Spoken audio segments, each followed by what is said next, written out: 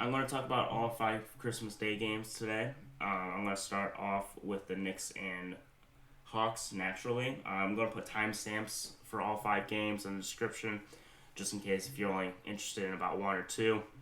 I'm going to start off the Hawks. I'm doing all these right after they end, so my memory is as fresh as possible. I did take notes during all the games to help me remember, as I've been doing with every game that I've been making videos about. So the Knicks game was kind of ugly on the Hawks part. It was kind of a blowout. It hasn't actually even ended yet. I think it's a 20-point game at the moment with around 3 minutes left. Kind of a dominant performance by the Knicks. They were making all their shots. Fournier, everybody was making their shots. Kemba got a triple-double. Fournier was making all his shots. Randall was doing Julius Randle things, creating, hitting his jumpers. One thing that I noticed, though, and I don't know if this is because maybe they don't have DeAndre Hunter. I forget if DeAndre Hunter was part of the Hawks' first-round playoff series. I forget when he got injured. They didn't trap Randall much. I noticed it 3 times throughout the game, and all 3 were in the third quarter, and they all turned into turnovers, trap/doubles on Randall. And that was around the 10:30 mark. They trapped Randall in the corner, turned into a turnover. Around the 2-minute mark, they did the same thing, same corner, same defensive play. And then around the 1-minute mark, they trapped him at the elbow, and they sent a double at the elbow and turned into a double team jump ball. Randall still struggles to do things when he's double teamed, it seems like. And that's what the Hawks beat the Knicks on. That's why they dominated that series, is because once Randall was neutralized, everybody else had to step up, and they struggled to step up. That's why the Knicks signed Kemba Walker and Evan Fournier. Evan Fournier had a good game. Walker's obviously had his struggles this season. He's been having a good stretch. He had a triple-double this game. I think that he will probably stay in the lineup from here on out. I didn't really understand why they benched him. I knew he was having a horrible stretch, but that's also just Kemba. We'll see if he has another horrible stretch. The Knicks, the 2 players I want to talk about is Obi Toppin and Quentin Grimes. I know everybody's going to be talking about Kemba, but Kemba got a triple-double. He did what he did. He did well in a dominant performance. I'd rather talk about young players. Quentin Grimes, I haven't watched much of him. All I know is he can shoot the ball really well. He's shooting the ball really well in this game. I don't know much about his defense. I wasn't able to catch much of it. I wasn't watching him too closely until the fourth quarter. But then it was kind of garbage time the whole entire first quarter, so it didn't really matter. If his defense is there, I could definitely see him being a very good rotation piece for the Knicks for a very long time. Potentially filling in Alec Burks if Burks, I know Burks' defense is there, but even if Grimes doesn't fill in rotation-wise, he's going to be a solid player in this league for a while. If his playmaking get better, I don't know much about him, Grimes. I feel like he could be very good. The other player, this is one I'm going to talk more about, is Toppin. Toppin is a player that I wasn't very high on since he got drafted. I didn't think his defense was there, which it still very much isn't. It's better, but it's still not there. I really thought Toppin was just poor man's Blake Griffin, and he still kind of is. But he's been looking more comfortable with the ball and more comfortable with playmaking. He's still just boils down to mostly he's still a lob threat, but he's more developing his game. He's becoming more well-rounded, which I didn't know if he was going to do or not in the league, and I'm happy to see that he is, because he is from my hometown, Dayton. That's where I went to college. I do think he can become a solid rotation piece in this league. Sucks that he was an 8th pick, but that was also a bad draft. For the Hawks, the only thing I really want to talk about is John Collins. He really did struggle. They didn't really run him in the pick and roll a lot until the second half. I think part of that is that the Hawks struggled a lot. They had no playmaking.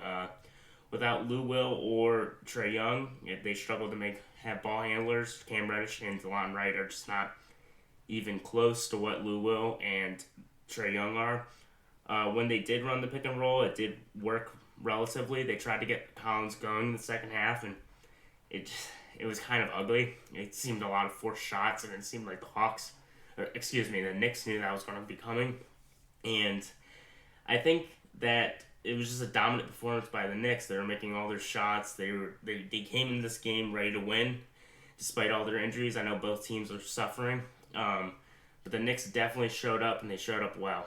I'm going to be moving on to the Bucks Celtics next. Thank you. All right, I want to talk about the Bucks game now. I'm actually recording this after the Suns game because the Bucks game ran so late. So if I miss anything, I apologize. Obviously, the Celtics came into a huge lead. The game started out seeing like it would be like the Knicks game, not very much of one. Giannis looked a little rusty at the start, not going to lie. The Giannis DeMarcus Cousin lineups weren't working. I'll expunge on that a little bit better in a minute. I'm going to talk about Jaylen Brown and Jason Tatum. Jaylen Brown just straight up couldn't miss at the start of this game. He was on fire. I think he made his first 8 shots. It might have been 7. But then he just disappeared in the second half.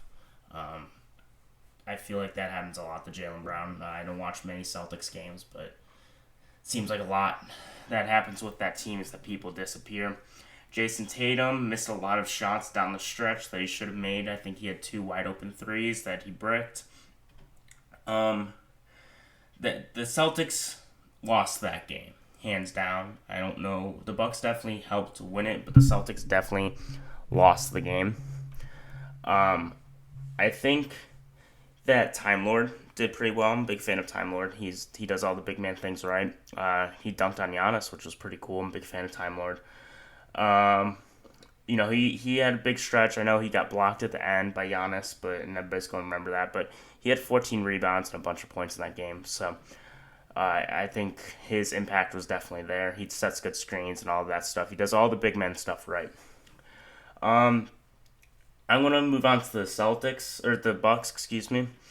Giannis and DeMarcus Cousins did not look like they worked out together very well on the court. I don't know what their combined plus-minus was, but it had to have been massively minus.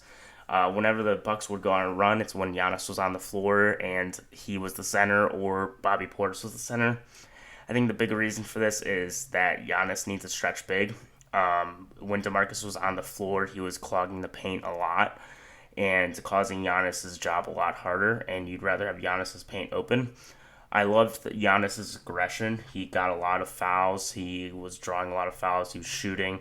Did a couple post-ups. And everybody says all he can do is run and dunk, but really he's been developing a great post-game. His footwork is really good. His post-fade was pretty nice. That block was monstrous. One of the best defensive plays he's had. It's great that it's not only that he blocked Robert Williams, it's that he stopped Tatum from driving by just stepping into the lane. That's something that people won't realize is that that's all he did was he stepped into the lane. He dropped off his man, who was Robert Williams, stepped into the lane, stopped Jason Tatum's drive, and Jason Tatum passed the ball off, and he was able to block it. That's why Giannis is such an elite defender, is because he's able to do that, and many people in the league can do that. Giannis obviously killed a man. He also killed a man. He killed Juancho Hernan-Gomez, I believe. And,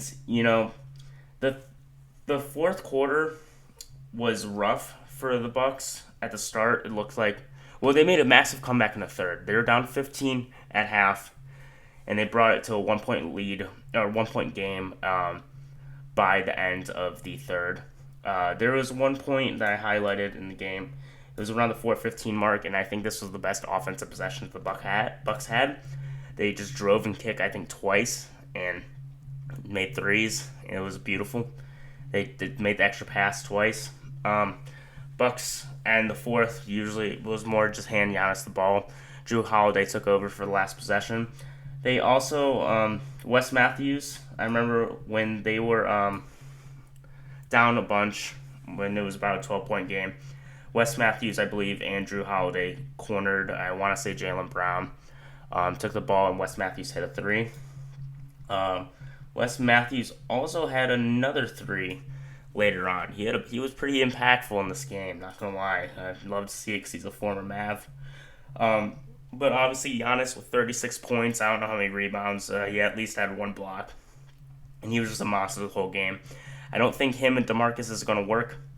I think him and DeMarcus is going to struggle. I think there will be a net negative on the floor together. I feel like they should move Bobby Portis to the center while Brook Lopez is gone. It just shows how big Brook Lopez is for this team because he can shoot that three and have the defensive impact that he does.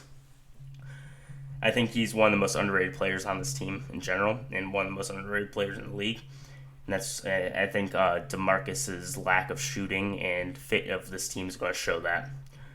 I'm trying to think. Other than that, there's not much more I want to say about this game. It was really fun. It probably will be the best game tonight. I know I just watched the Suns game. That ended off pretty boring. So I think the Bucks Celtics will probably go down as the best game of this year, Christmas time, even though it was boring for 2 quarters. And I'll move on to the Suns in 1 second. All right, next I'm going to talk about the Warriors and the Suns. This is probably going to be the shorter segment of the video because I don't know what much else to say that hasn't been said about these teams. They're just both very solid. The Suns are a great defensive team. You know, Ayton, Booker, and Paul are all amazing. Booker had an off night. I think he only had like 15 points. Ayton had around 18. I have no clue what Chris Paul had, probably around 20. They pass well. They play great defense. They great hustle. Mikal Bridges is the ultimate role player in this league. Cameron Johnson is pretty good. They're all just really good. They lost, obviously. I was going to talk about Ayton, how he was quiet this game, even though I saw at the end of the game he had around 20 points, and I said to myself, this is the quietest 20 points he's ever had, even though he does everything quietly. People dislike Ayton a lot, even though the common I know basketball take is that Ayton is good, but everybody should know that Ayton is good. You know, he sets good screens, he does everything correct. One thing I did notice, and something that he was doing in this game that I didn't realize and don't remember him doing much in the finals and the playoffs last year, is he was slipping a lot of screens. I could be wrong. He could have slipped a lot of screens in the playoffs as well, but I don't remember that. I thought he was setting very hard screens for Chris Paul and Devin Booker, but today he was slipping a lot. I don't know what that's about. Cameron Payne didn't look that great off the bench. I don't think he's been having a great year in general compared to last. Other than that, the Suns, look very good. They looked very Suns-like. They just lost. They got outplayed this game. I'll move on to the Warriors. Draymond's having a better year this year. He's playing good defense, and he's assisting. I think he had around 10 assists in this game. Looney has been playing very well. I didn't realize. I've heard people say that he's very important to this team, but I didn't realize it until this game. He just brings that one big man that they need, and he does it very well. He's very active. He sets good screens. He does everything that the Warriors need him to do, and he doesn't complain. Otto Porter Jr. Was insane down the stretch. He hit big shots. He closed the game. It's weird to say that someone that wasn't Stephen Curry on this Warriors team closed the game. I know the Warriors are a little bit more health and safety protocol than the Suns. I don't think the Suns had anybody out, but the Warriors had Jordan Poole, Iguodala, and Wiggins, I believe. But their players on their bench really stepped up. Valencia and Otto Porter and Kuminga really stepped up. Kuminga looked really good. I think it's the first time he's gotten a large amount of minutes. I could be wrong. But he is exactly as described. He's a 3-and-D wing. Not even 3-and-D. He's just a very athletic wing that can get to the rim, could develop a jump shot. Valencia is great for this team. He can play make. He can shoot a 3. He's big. He can get a little big with it. And I think his playmaking ability is something that is needed on this team off the bench.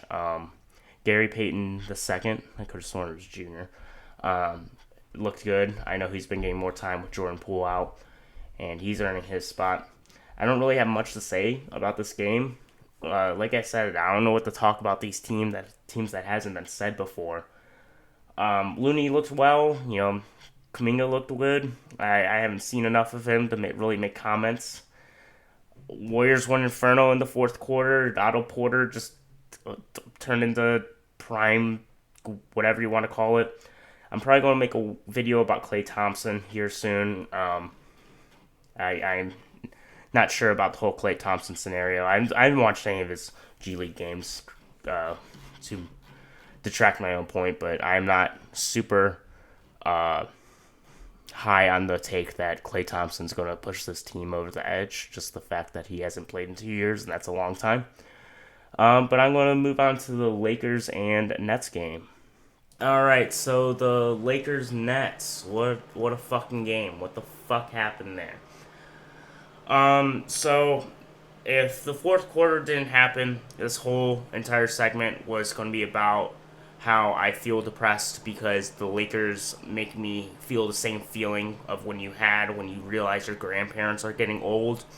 And that's how I feel when I realize LeBron, Dwight Howard, Russell Westbrook, that entire team is just getting old. They all kind of suck. But then LeBron did LeBron things in the fourth quarter, and he decided he's going to be a god again. So, I'm going to talk about that. I believe he checked in around the 10-minute mark. They were down 20 in the fourth, and he had a 17-0 run in about 5 minutes, which is shocking. They had sub Patty Mills back in, who was inferno that entire game. I've never seen LeBron in that mindset in years. I don't think he ever had to tap into that in a while. And I don't know what caused him to tap into that today. Maybe he didn't want to lose 5 in a row. Maybe he didn't want to lose on Christmas Day. I don't know his Christmas Day record. He did pass Kobe all time in scoring, so congrats to LeBron on that on Christmas Day.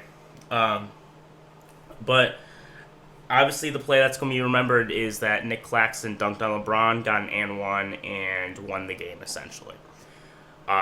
Nick Claxton played very well throughout. He is one of those role player centers that I always talk about, and I love talking about my role player centers because no one talks about role player centers.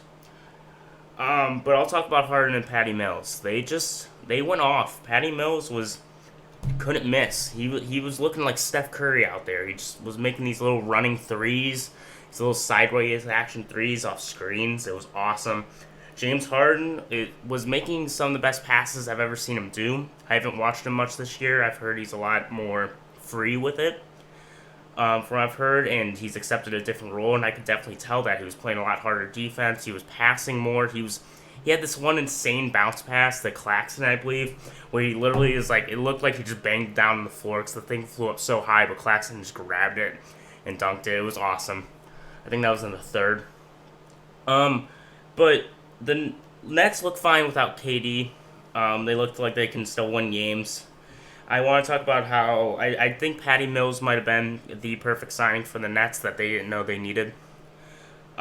Without Kyrie, they needed another playmaker. They thought they had Kyrie, but Patty Mills has been playing so well for them. He has essentially been a Kyrie replacement. He's been going off for like 20 points every couple games recently.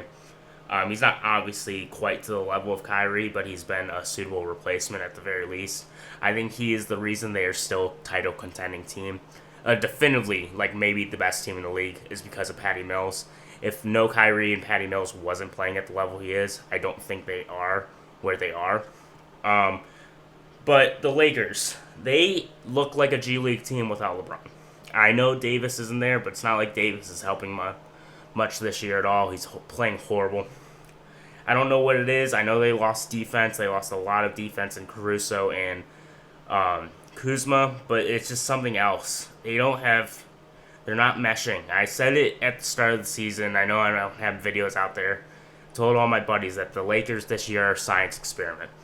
It's either they're going to strike gold, they're going to win a Nobel Prize. They're going to win everything. They're going to win everything, or it's going to blow up in their face. And right now, it's the blowing up in their face. And I wouldn't be surprised if we see a deadline similar to the one that we saw with the Cavs. If LeBron wants another title, he needs a deadline like that. He needs to try that out. But I don't see that happening with the Lakers. I don't see the Lakers selling their soul for a 37-year-old LeBron. I could be wrong. I could be very wrong. But I just don't see that. Nick Claxton dunking over LeBron is going to be iconic. Probably going to be a thumbnail of this video, to be honest. Patty Mills, insane. That's all I really got to say for that game. Honestly, I almost turned it off at the fourth quarter, and then LeBron checked in, and I said, screw it, I'll watch a little bit more, and then all that unfolded. So that was pretty cool. I'll move on to the Mavs game, which was a weird game. All right, so Mavs Jazz. This was a fucking weird game if I've ever seen one. A lot of free throws. A lot of free throws. I always look at Twitter or Instagram, whatever. There's the time where they're setting up for the free throws. At this point in this game, there's so many. I just literally started watching YouTube videos, and I finished 2 YouTube videos. That was how many free throws happened in this game. I loved how aggressive JB was, and KP looked pretty good as well. It's hard to win against the third best team in the league when you have a bunch of G League players on your team. I hate to say that. Without Luka, without Bullock, without Timmy, it's a lot harder to win. The Jazz, I don't know what was wrong with them today. I don't know. They looked horrible. They looked absolutely awful. Something was not in sync with them. I don't know what it was. Maybe they were partying too hard last night. Maybe they just ate too much. I don't know. Maybe that's just who they are. Maybe we match up well against them. Who knows? But the whole entire, even plus minuses across the board were super weird. I think, Donovan Mitchell was minus 24 in a 4-point game, which is shocking. That Joe Ingles was, plus 24. I'm not a huge plus-minus guy. I think this is the second time I mentioned it in the video. But I like it in moderation. It's important when there's staggering amounts differential like that. Mavs can't close without Luka. I don't know why. Luka is our closer. That is true, but we should be able to have someone else that can close. You would think KP can do it. You could think Brunson could do it, but they haven't. I mean, they play well the entire game. It seems like the intensity's there the entire game by both sides. It's just that they disappear. They fade into the background once that 3-minute mark hits. Another thing that I don't get that Jason Kidd's been doing is he subs KP in the fourth around the 10-minute mark, and then subs him out around the 5-minute mark, and then subs him back in at the 2-minute mark. I don't get why you don't have KP in all the way through stretch time. That just doesn't make sense to me. Why don't you just sub him in later? You're playing the same amount of minutes. Maybe that's just not how it works for him. I could be wrong. Maybe he just needs that breath. I don't know KP. I'm not a coach. I don't know anything like that. Gobert had an effect on KP the second half. Definitely didn't have as big of one on KP in the first half. I feel like KP was playing smart when Gobert was on him the first half. He was thinking. But in the second half, especially the fourth quarter, it seemed like he was freaking out and rushing for no reason. Probably because the double was coming and Gobert was part of the double. Maybe that's why. I think that hurt us down the stretch. There was a lot of free throws this game. Mavs got a lot of calls. The Utah Jazz got a lot of calls. I don't even know what the heck this game was. It was a refs game. I think the Mavs can still be good. I think we could make a move at the deadline. I think one could be very beneficial to get a big man. Moses Brown looked fine today, but I don't know what this team needs. This team needs time together. I saw a stat that our starting lineup doesn't have as the third least most minutes together as any starting lineup in the league. So I think just health and playing together is what this team needs. We need our shots to fall. I don't know what the hell is going on. The only person that could make a shot on our team right now is Dorian Finney-Smith, who didn't play today because he has non-COVID illness. I think he would have made a huge difference in this game. But it is what it is. I think the Mavs just need to continue to work. I think we're a young team. I don't think we need to win right now. I think our priority is developing our players, getting Jalen Brunson re-signed, developing Moses Brown, developing Josh Green. The Jazz, I'm not very upset about this loss. I was expecting to lose by 20. When you go up against this team, the Jazz is very good, and they are one of the teams I actually do like a lot in this league. They just do everything right. I love Mike Conley. Donovan Mitchell's awesome. He won me a fantasy league once, and Gobert just does everything right. He's a great center. I think he gets a lot of slack for nothing. I would love if the Jazz won the NBA championship, to be honest with you. I think this team deserves it, and I think it is their time, and I don't mind losing to the Jazz by 4 points when we have nobody. I think that's a great loss, if that makes any sense. That's a quality loss. The Mavs just need to get healthy. I hope Luka comes back soon.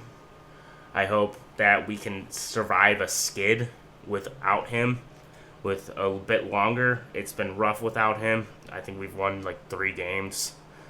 But we also had health and safety, and then KP went out too. I think without Luka, and then we have THJ, Dorian, that whole roster, I think we win that game. But with the current roster that we had no shot. I was expecting to lose by 20. But we lost by 4. So I'm pretty happy. I'm probably going to end the video there. If you listen to all of this, thank you so much. Thank you for listening to my ramblings.